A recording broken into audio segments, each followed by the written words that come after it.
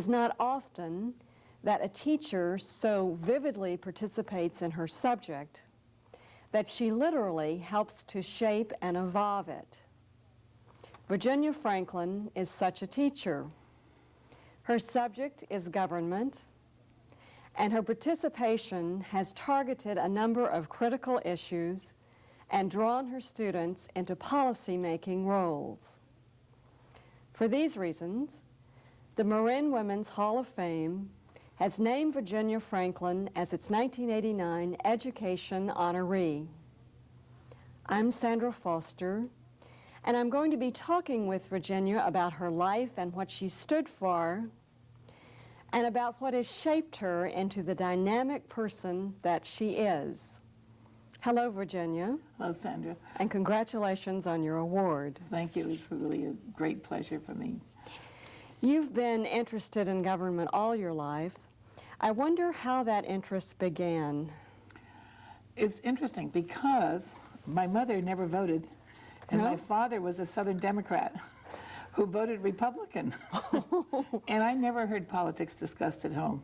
I mean, my mother and father played tennis every single chance they could possibly get. So your mind was a clean slate. It was a clean slate. I just got interested because there was this course called Poli-Sci that was at the right time at Berkeley when I had to commute, and I had a job in the morning, and I hit Poli-Sci not knowing what it was, and I loved it. So that's how I got interested in government. I taught in a town in Paradise, California, which was a small town, and actually it began as a town for retired people. And pretty soon people who served the retired people had children, and there were enough children to have this high school. So I was the first social studies teacher in the high school, head of the department. And I also was senior advisor in the works. So people thought I had a lot of power, and looking back, I did.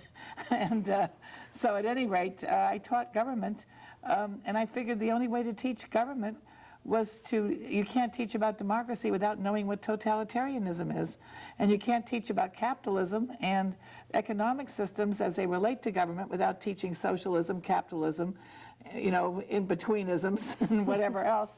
And some of these people just couldn't understand why I had a unit on communism and decided I had to be a communist. So they took out after me. Wow. And criticized me.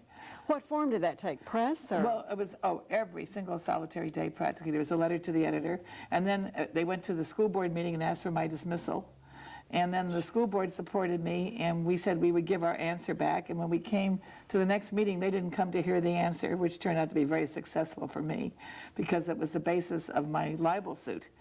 And so then I sued them, and for defamation. Individuals or individuals, and sued them for defamation, and I won. And this was very unusual. It's hard to win a libel suit. Yes. And so it received a lot of notice in the press and by Life magazine, and that was the beginning of my standing up for what I believed in, and it was no problem for me. I just thought I had to do it. I mean. What year was that again, Virginia? It started in 1960, and the culmination where Life magazine came and covered the case was 63, and we went to court in 1968. So it took 8 years. And were you a new teacher then, just starting out? No, I had taught at the community college in Napa prior to that, and I really wasn't brand new, but you know, about 5 years. I'd only had 5 years experience at the time. You mentioned the Life magazine article, Right. and you brought that magazine today. Right. And you had a spread of about 11 pages Right. in here, it looks Right. like.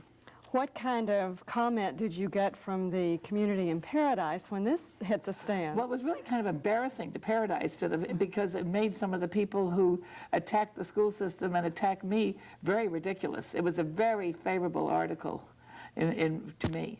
And the title of the article was Hell Breaks Loose in Paradise. And my husband's name was Ben Franklin. So they loved it. Mrs. Ben Franklin of Paradise, you know, I mean, so on. So there's a lot of press on that score.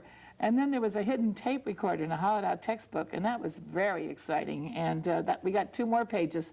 Life decided, hey, give her 2 more pages, I mean, to cover the tape recording story. Tell us the tape recording story. Well, what happened was one of the students in the class, parents were totally convinced that I was a communist. And so they fitted out a textbook, and hollowed it out and put a tape recorder in it and sent them to school every day to tape me. And the big debate was on whether or not it was okay to say prayers in the school. And it was the famous Abington case and all the Engel Vitale and the cases that were so important in the Supreme Court at the time. And so, you know, they wanted me to say, prayers don't belong in the schools, and then that would make me a communist for sure, and quote, I took God out of the schools. And so so when Life magazine came, believe it or not, they discovered the tape recorder the day they were there. And the boy opened the book and showed it to them, and that was pretty dynamic. And didn't the California Assembly also investigate you at one time for communism or for something? Oh yeah, that was really fascinating. Leo Ryan was chairman of the Education Committee, and so when I think about it, he decided to go up to Paradise to investigate, just like he went down to Jonesville, and thank God, I mean, it wasn't so bad in Paradise, but at any rate, he came up there, and I remember the controller of the state, Ken Corey, was his little 19-year-old assistant at the time, and there was, Diamond Lee was there, and there were other people, and they had a hearing, and the hearing lasted 6 days. It was just like a court trial almost. And the place was just packed and mobbed, I mean, every single day, you know, with all the reporters, the call bulletin, sent reporters, the Examiner, the Chronicle, and so on, headlines in the newspapers. I mean, the whole bit, I mean, old-fashioned, great big headlines, brainwash battle and stuff, you know. And excuse me, what was the issue in that and hearing? The issue was to find out whether I was whether I was a communist and was subverting the kids. And so then they wrote an absolutely clean slate for me and said the only subversives are the people who were bringing the charges. And then Leo Ryan invited us all to come down to the Democratic Convention in Long Beach, and so we went and visited them. Wow. So my senior students. Now, that must have been a good feeling when you were certified not subversive. Right. These individuals in Paradise that you won the libel suit against, that's not the only lawsuit you've ever brought. I believe you've also sued the John Birch Society and/or the American Legion. What was that about? Well, actually it was the American Legion case. It was the American Legion who was sued, and members of the John Birch Society who were involved in the Paradise case. Okay, same But case. later on, when I moved down to San Rafael, I was accused again in letters to the editor of being a communist. It was the same thing. So it was like deja vu. I mean, I just knew how to, I mean, I went to a lawyer, good friend of mine, I said, hey, they're libeling me again. So I wrote my own letters and everything else, and then I got an attorney from the CTA, the California Teachers Association. NEA supported me, and it was members of the Elks Club. And they never had a kid in my class or never visited me, didn't know what was going on. And so we won that suit also, but out of court. Well, I shouldn't say we won it. I mean, we settled out of court. What were your feelings toward this? Well, I just, I knew I wasn't a communist. I was a solid, good old Democrat, and there was nothing about me that was, you know, communistic in my thoughts or anything. So I didn't have any worry whatsoever that they were going to ever find anything. I mean, what scared me was that they were going to try to take over the school system. So I felt I had to really work hard to see to it that they didn't do that. What to you is the most beautiful thing about our Constitution? Well, I think the flexibility of it, and it scares me sometimes when people abuse it, but I think that's important. And I also believe that they did a wonderful job with the Bill of Rights and with the 14th Amendment. I understand that you've recently given a high school graduation speech here in Marin. Could you just tell us a little bit about the theme of that speech? Yeah, well, it was really interesting. Before when I was asked to give the speech, I said 3 things hadn't happened. The Ayatollah had not died, the Beijing protests had not occurred, and the Solidarity election had not occurred. And all of a sudden, those 3 things occurred within a week and 2 weeks. Big events. And I could no longer just give a graduation speech and say, come on, kids, be good and go into the future and you're great and everything else. I mean, I really said to myself, my God, those Chinese kids, I mean, they're the peers of this class of 1989. Those are your peers. So I decided to challenge my students with what they had to do to preserve democracy. And I listed the problems that we face. They're really pretty horrendous. And I said, we have not learned to share the wealth. We haven't distributed it very well, and so on. And you've got to find ways of doing this. And, you know, and you've got to show loving and care for the general welfare and work for the general welfare. and really save our, and work for civil liberties and save our democracy. And in doing so, think of the people who've died for it.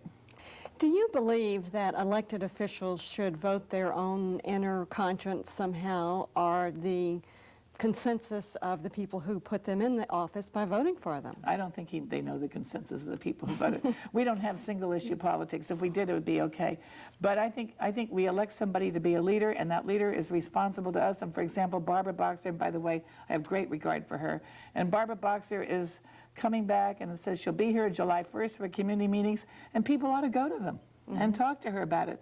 And then she can get their feelings and so forth. But in the long run, she has to make the decision, then she has to come back, and we have to say, Barbara, why did you do that? You know, and then she has to tell us, and we can put her out of office if we don't like it, or we can keep her in. If you could make one change in our government process today, what would that one change be? I would like to do something more about reapportionment. I'd like to have everybody understand reapportionment better and the significance of reapportionment.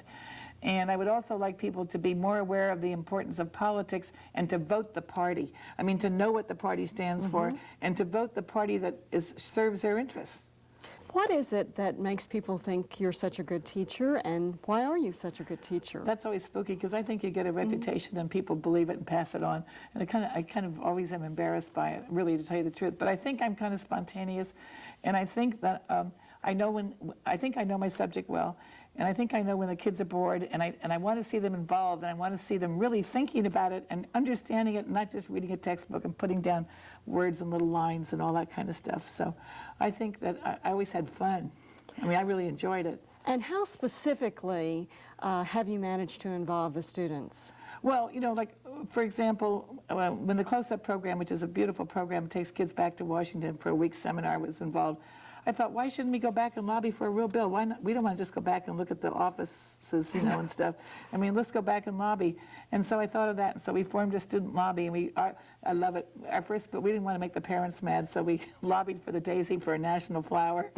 And then we lobbied that an 18-year-old should be allowed to vote in the primary if you're 18 in November.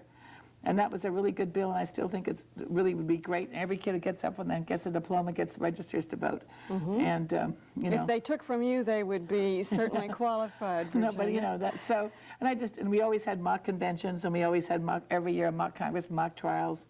You know, and then we went to court. I took kids to court a lot, and things like that.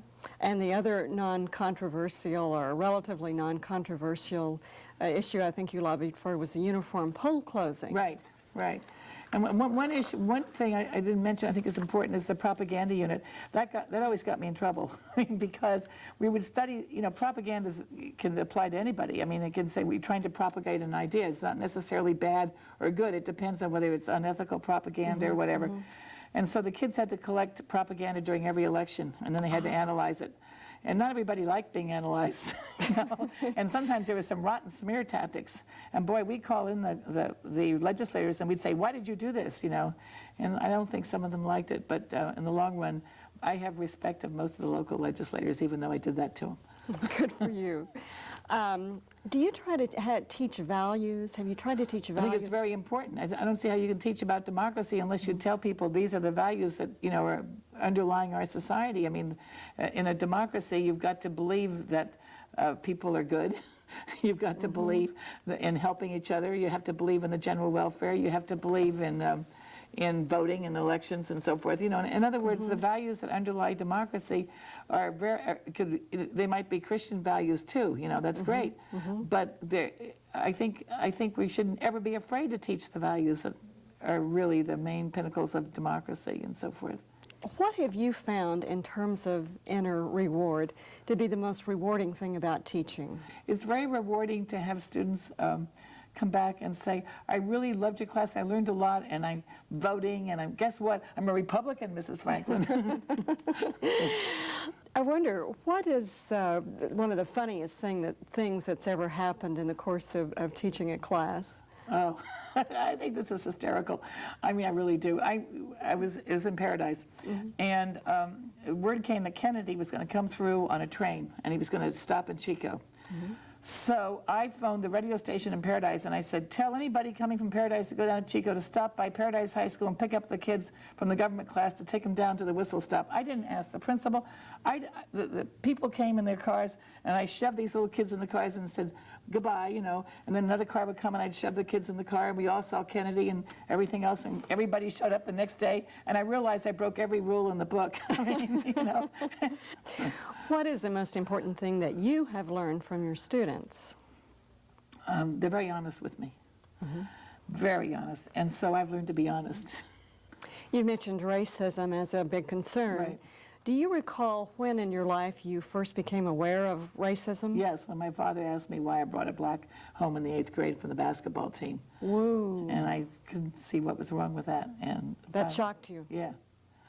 And then I decided my father wasn't always right. That was your first clue. Right, and then I talked to my social studies teacher, and she explained a lot of things to me about my father being a Southerner and stuff. And so you decided that you weren't going to have that same attitude. Right. I thought it was really wrong. Can you tell us a vivid childhood memory that you have about growing up in San Francisco?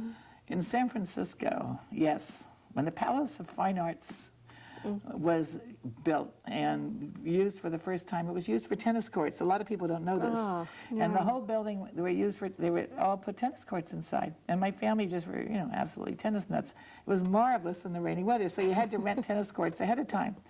So the one thing I did in my lifetime that I think, I mean, I didn't even do it as being dishonest or anything. We decided to hide in the bathrooms in the Palace of Fine Arts and play tennis all night, which we did.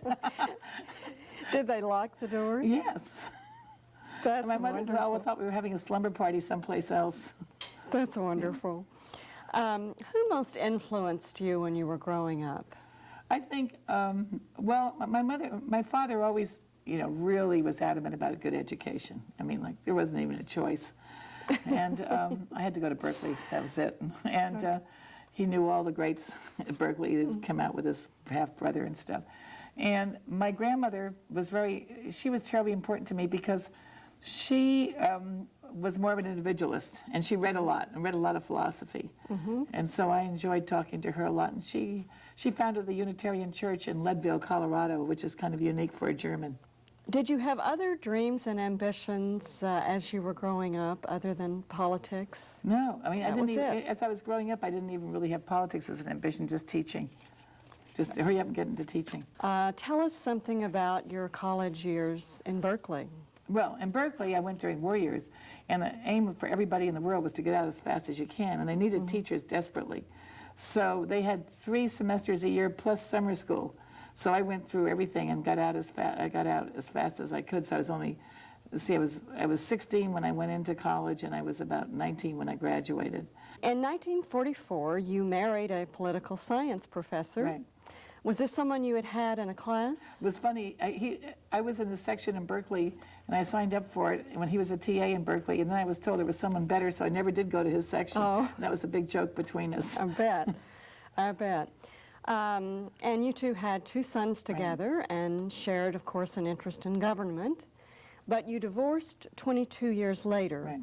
Why did you divorce after all those years? Well, I think, for one thing, the 8 years involved in the trial and in the Paradise fracas was really pretty hard on the married life. And I never wanted my boys to suffer, and I just assumed that my husband just thought it was a great cause and was 100%, and he was. I mean, you know, he was 100% behind that, but basically I think he was really, you know, upset at so much time and so much attention. And it really put us apart in a lot of ways. And then I decided to leave and come down to Berkeley and get my doctorate, because I wasn't dead sure that I would be able to teach in high school again after all the fuss in Paradise. And then during that time, we decided to split. We just had too many things that had happened to us that weren't really good. Okay. Your sons are now both in their late 30s. What did you try to instill in them? Well, I mean, God, I take them from Chico to Berkeley in the middle of the hippie dip days. I mean, you know, I can't believe it. And although I did give them a lot of independence, and I was very interested in them. I was very, see, they were high school age, you know, and I was used to teaching high school kids. And so I let them do a lot of things. They put on light shows, and they did all kind of experimented, and they worked with Herb Cole on special schools and everything else, and they were very, very creative, and I enjoyed that.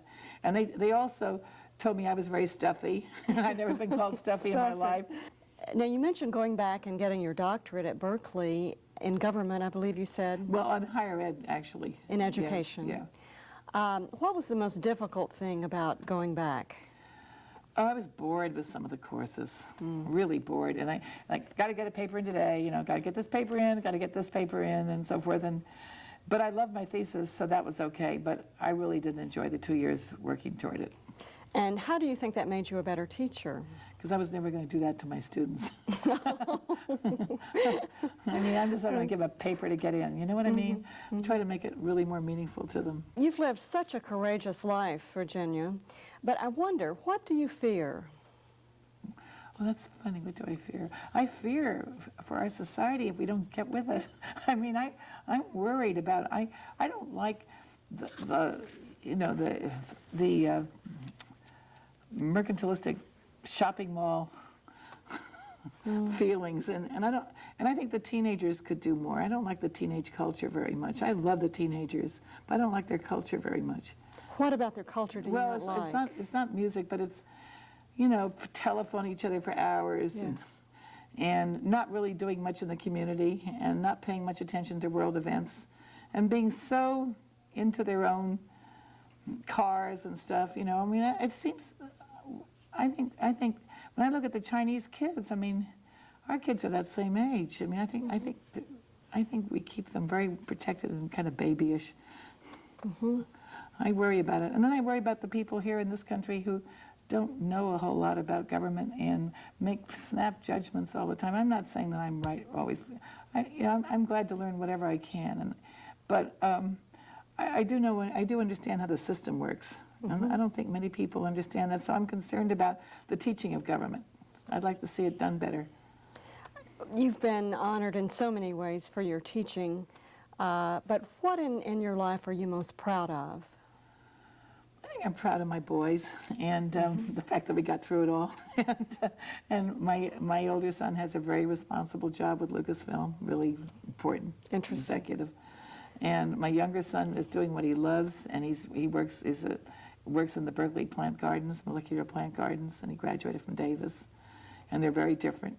What do you think success is? What is your personal definition? I think feeling good about what you're doing and feeling good about your family and your friends and yourself. What is the biggest obstacle you've ever overcome? Well, I haven't overcome my good old rheumatoid arthritis, but I think that's the biggest obstacle. How long have you Since lived with this? 1968. Oh, that's a while. Yeah. That's a while. And what do you believe in most? What do I believe in most? People. People. People. What would you say you're living for right now?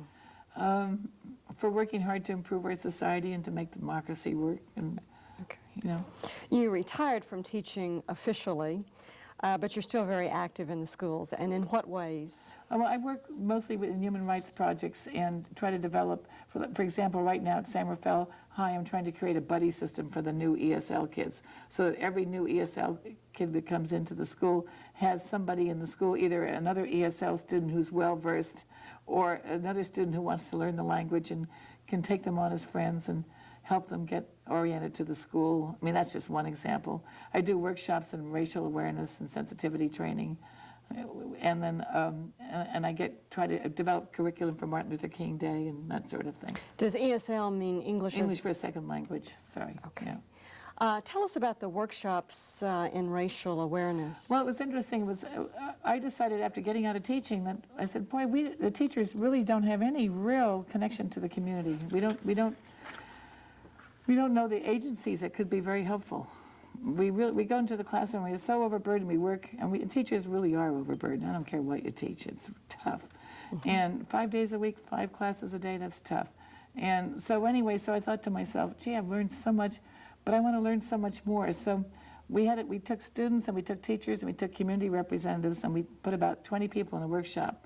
And I went around, I wrote to as far back as Maine and to other places to find a trainer who was really expert in teaching about cultural differences.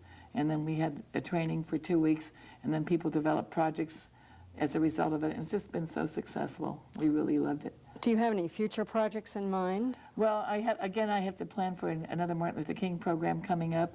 And yes, I want intergenerational projects with the aging. I want to see adults in the high school.